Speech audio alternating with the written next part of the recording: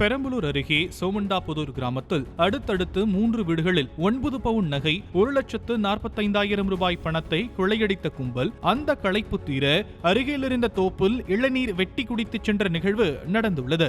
இந்த கொள்ளை சம்பவம் குறித்து தகவல் அறிந்து வந்த பெரம்பலூர் போலீசார் கொள்ளையர்கள் யார் என்பது குறித்து விசாரணை மேற்கொண்டு வருகின்றனர். அடுத்தடுத்த 3 வீடுகளில் திருடு போன சம்பவம் அப்பகுதி மக்களிடையே அச்சத்தை ஏற்படுத்தியுள்ளது.